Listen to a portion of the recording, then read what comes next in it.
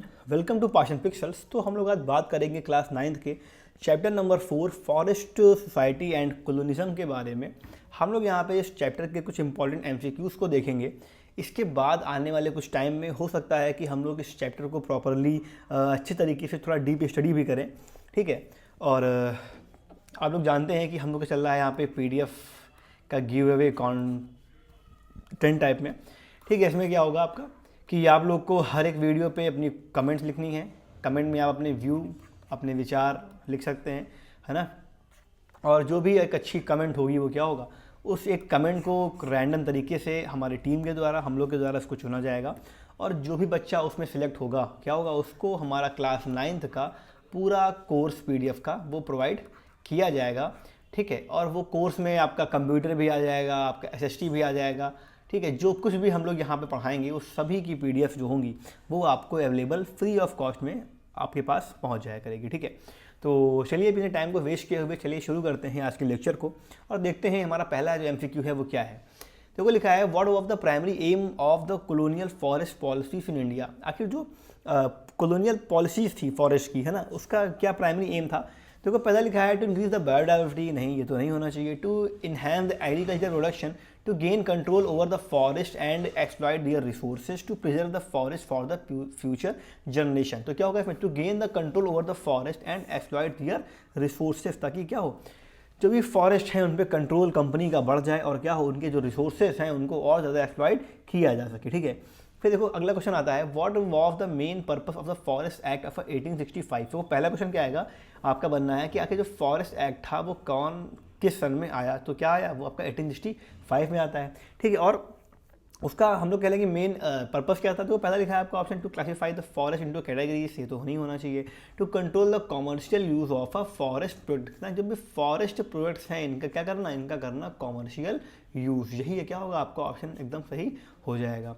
फिर देखो लिखा है, when was the forest act amended to divide forest into a reserved, protected and village forest, ठीक है। कब फॉरेस्ट एक्ट आया जिसने क्या किया, डिवाइड कर दिया फॉरेस्ट को रिजर्व में, प्रोटेक्टेड में और किसमें, विलेज फॉरेस्ट के तौर पे ना। मतलब अगर आपने चैप्टर पढ़ा होगा तो आपको याद होगा कि जो जंगल थे उनको 3 पार्ट में डिवाइड कर दिया गया। पहला जो पार्ट था वो था रिजर्व, कि उसको एकदम रिजर्व कर दिया गया कि भाई अब हम लोग कह लें कि इस वाले फॉरेस्ट में कोई भी जा नहीं सकता है। फिर कुछ हिस्से ऐसे थे जिनको क्या करा गया, जिनको कर दिया गया प्रोटेक्ट, कि आप यहाँ पे सर्वे करने के लिए कुछ स्पेशल लोग यहाँ पे जा सकते हैं ट्रैवल्स वगैरह। और कुछ ऐसे फॉरेस्ट थे जहाँ पे विलेजेस को अलाउ कर दिया गया कि भाई ठीक है, आपको लकड़ी लानी है, आपको सारी चीज़ यूज़ करनी है, तो आप इन फॉरेस्ट से ला सकते हो। तो क्वेश्चन ये कह रहा है कि आखिर ये फॉरेस्ट एक्ट था ये कब आया था। तो अब ये आया था 1878 में, ठीक है। फिर देखो लिखा है, which category of a forest was the most restricted under the British forest law. इनमें से कौन सी कैटेगरी सबसे ज़्यादा रिस्ट्रिक्टेड थी, तो कौन सी थी। आपका पहला है protected, village forest, reserve forest, sacred, है ना। क्या होगा आपका रिजर्व फॉरेस्ट, ये सबसे ज़्यादा क्या थी, इनको सबसे ज़्यादा रिस्ट्रिक्ट यहाँ पे लगाई गई थी। What does a shifting cultivation refer to. जो शिफ्टिंग कल्टीवेशन होती है वो क्या होती है, rotational use of agriculture land, seasonal action of a farmer, clearing the patch of a forest for the farming temporarily and a growing crop of a terrace form. तो क्या होगा, clearing a patch of a forest for farming temporarily, है ना। मतलब क्या करना कि जो फॉरेस्ट हैं, जंगल है, उनको क्या करना, कट करना। सपोज करिए मान लीजिए आपका ये एक लैंड का एरिया है, आपने जो लोग थे वो क्या करते थे, वो उन्होंने इतना एरिया को जला दिया, है ना, क्लियर कर दिया था जंगल, यहाँ के जंगलों को, यहाँ उन्होंने अपना खेती करी। और क्या हुआ, जब यहाँ की ज़मीन अनउपजाऊ हो गई तो क्या ये लोग वापस से यहाँ पे चले गए, थोड़ा आगे बढ़ गए, इतना जंगल साफ कर दिया, यहाँ पे अपना काम किया, फिर यहाँ बढ़ गए, यहाँ उन्होंने काम किया, फिर यहाँ बढ़ गए, यहाँ उन्होंने काम किया। और जब ये भी ज़मीन अनउपजाऊ हो गई तो उन्होंने यहाँ फाइनली काम करना, अपना खेती करना स्टार्ट कर दिया। और जब यहाँ की ज़मीन भी अनउपजाऊ हो गई तो क्या, ये लोग वापस क्या करते थे, यहाँ पे आ जाते थे। तब तक क्या होता था, तब तक ये जो ज़मीन थी यहाँ पे जंगल वापस से पनप जाता था, ज़मीन वापस से यहाँ पे उपजाऊ हो जाती थी, ठीक है। देखो आगे देखते हैं। फिर देखो लिखा है, why did a British ban shifting cultivation. आखिर ब्रिटिशर्स ने शिफ्टिंग कल्टीवेशन को बैन क्यों कर दिया। देखो पहला लिखा है, it cause a deforestation, it was not profitable for the British, it made forest control difficult, all of the above. तो क्या होगा, ये इससे क्या होगा, डिफॉरेस्टेशन होता है, ये भी आपका सही है। इट वॉज नॉट प्रॉफिटेबल, ये जो आपका शिफ्टिंग कल्टीवेशन था वो ब्रिटिशर्स के लिए कुछ ज़्यादा प्रॉफिटेबल नहीं था, ये भी सही आपका है। It made a forest control difficult, ये भी एकदम सही। तो मतलब क्या होगा, आपका ऑप्शन नंबर डी यहाँ पे करेक्ट हो जाएगा।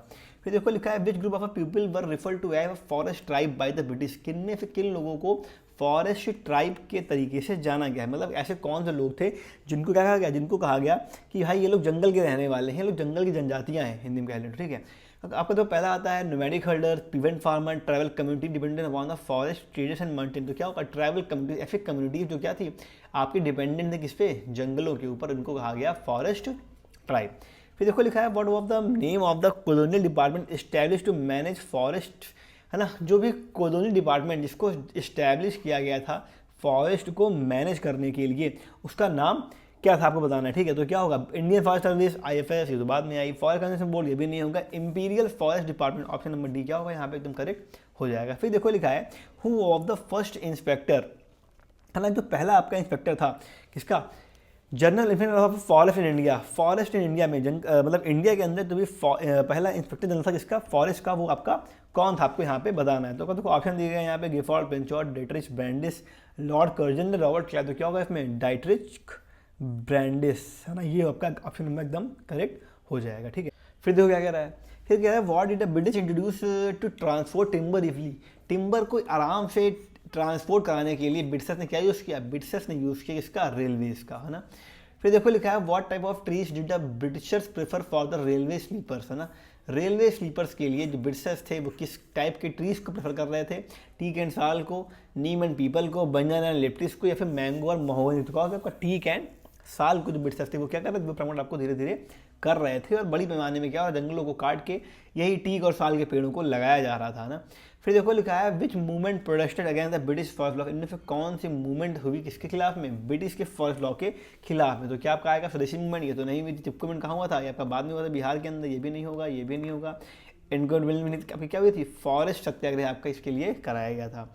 फिर देखो लिखा है what was the main cause of the forest product for the villagers, जो मेन यूज था किसका, फॉरेस्ट प्रोडक्ट का, किसके लिए, गांव वाले लोगों को क्या था, building ship, export to Europe, daily need लगा फ्यूल एंड वुड, है ना, फ्यूल एंड वुड, जो उनकी डेली नीड्स थी, जो गांव वाले थे या जो गांव के लोग थे क्या, उनके लिए जो फ्यूल वुड है कि भाई उनको खाना बनाना है तो लकड़ी कहाँ से लेके आएंगे, है ना, इन सब कामों के लिए क्या था, इस पूरे कैलिफोर्निया का यूज़ किया गया। फिर देखो लिखा है how did a forest act affected the tribal communities, आखिर फॉरेस्ट एक्ट ने कैसे इफेक्ट किया किसको, इन ट्राइबल कम्युनिटीज़ को। तो आपको पहला ऑप्शन लिखा है यहाँ पे, it improve the life living standard, it gave them ownership of forest, it restricted their access to the forest resources.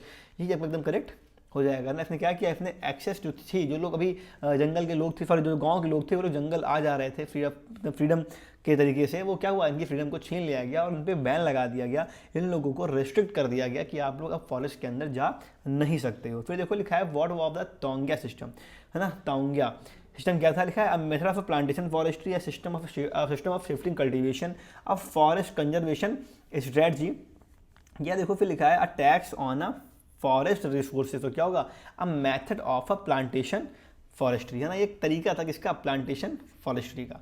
फिर देखो लिखा है आपका which country forestry practices influence the British forest law in India, इनमें से किस forestry practice ने क्या किया, इन्फ्लुएंस किया ब्रिटिश फॉरेस्ट लॉ को, कहाँ पे, इंडिया के अंदर। तो किसने किया, आपका जापान ने, जर्मनी ने, USA ने, या फिर फ्रांस। तो आपका किसने किया, तो आपका ऑप्शन हो जाएगा जर्मनी, है ना, जर्मनी एकदम आपका ऑप्शन एकदम करेक्ट हो जाएगा। फिर देखो लिखा है what impact did a British forest policy have on a pastoralist, जो बेचारे चरवाहे थे उनके ऊपर क्या इफेक्ट पड़ा ब्रिटिशर्स की फॉरेस्ट पॉलिसी का।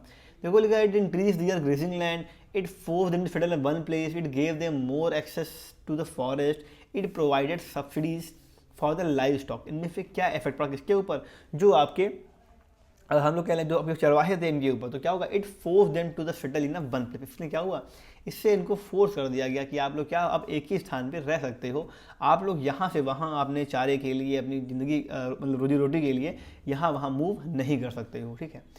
फिर देखो आता है what were the forest villages, है ना, जो जंगल के गाँव थे वो क्या थे, area set aside for the forest officials, villages build to monitor travel movement, settlement created for the forest worker, या फिर reserve areas for the wildlife conservation. तो क्या होगा, इसमें settlement created for the forest worker, ऐसे settlements जो क्या किए गए थे, फॉरेस्ट वर्कर्स के लिए क्रिएट किए गए थे ना। मतलब क्या था कि जो लोग थे ब्रिटिशर्स, इन्होंने क्या किया, इन्होंने डील साइन करी कि भाई ठीक है आपको जंगल में जाना है, सामान लेके आना है, तो क्या करो आप जंगल की रक्षा करो, हमारे काम में आप लकड़ी उठाने में इन कामों में आप हमारी हेल्प करो, ठीक है। तो उससे होता क्या था कि जो लकड़ी के बड़े बड़े ट्रैक्स की जो बिछाने के लिए यूज़ होती थी, या जो लकड़ी के बड़े बड़े तने होते थे, क्या उनको फ्री ऑफ कॉस्ट में ये लोग क्या करते थे, उठा के बाहर रखवाते थे, फ्री लेबर का टाइप में ये लोग यूज़ यहाँ पे इन गाँव वालों का कर रहे थे ना।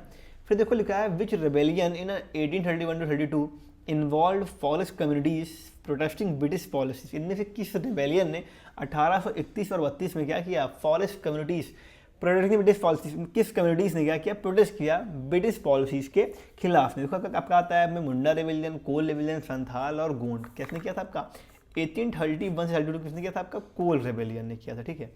फिर देखो लिखा है how did a colonial state ensure a regular supply of fire product. इन्होंने कैसे जो रेगुलर सप्लाई थी फॉरेस्ट प्रोडक्ट की उसको उन्होंने कंटिन्यू किया, by encouraging the community forestry, by planting a commercial species like a teak, by granting forest right to tribals, या by banning deforestation. उन्होंने क्या किया, उन्होंने by planting a commercial like teak, उन्होंने क्या किया, जो जंगल थे उनको क्या करा, उनको उन्होंने काट दिया, और क्या किया, उन जो जंगलों में तरह तरह के पेड़ थे, तरह तरह की अन्य मतलब डाइवर्सिटी थी ट्रीज़ के मामले में, उन सारे पेड़ों को काट दिया कि वहाँ पे टीक और टिम्बर जैसे पेड़ों को एक वेल फॉर्म में बोया गया, ताकि क्या हो बाद में उनको जब वो बड़े हो जाएं तो उनको काट के उससे शिप है, रेलवे के ट्रैक्स हैं, इन सबको बनाया जा सके। फिर देखो लिखा है why did British introduce the scientific forestry. Britishers ने साइंटिफिक फॉरेस्ट्री को इंट्रोड्यूस क्यों किया। देखो आपको ऑप्शन क्या लगा रहा है कि टू कंजर्व द बायोडाइवर्सिटी, इसलिए तो नहीं किया होगा, to increase the timber production, to reduce the soil erosion, to develop eco tourism. किसके लिए किया होगा उन्होंने यहाँ पे टिम्बर इसका साइंटिफिक फॉरेस्ट्री किसके लिए क्या होगा, टू कंजर्व द बायोडाइवर्सिटी, ये तो आपका ऑप्शन होना नहीं है इसमें। To increase the timber production, ताकि जो टिम्बर का प्रोडक्शन है वो क्या हो सके, वो आपका डेवलप हो सके, यही आपका ऑप्शन करेक्ट हो जाएगा। फिर देखो लिखा है what was the major consequences of a deforestation during the colonial period. इनमें से कौन सा मेजर कॉन्सिक्वेंसेस था डिफॉरेस्टेशन के दौरान, हाँ कॉलोनियल पीरियड के दौरान डिफॉरेस्टेशन के लिए ना, मतलब जो पेड़ कट रहे थे उसका मेन कॉज क्या रहा, सॉइल इरोजन फॉर, हाँ उसका इफेक्ट क्या रहा, कॉन्सिक्वेंसेस क्या रहा, soil erosion, displacement of a tribal communities, decrease in biodiversity, all of the above. तो इसमें क्या होगा आपका ऑल ऑफ द ऑप्शन एकदम करेक्ट हो जाएगा कि भाई जो डिफॉरेस्टेशन हुआ उससे क्या हुआ, उससे सॉइल इरोजन बढ़ा हमारा, डिस्प्लेसमेंट भी हुई, और क्या हुआ जो बायोडाइवर्सिटी थी वो भी डिक्रीज होने लगी।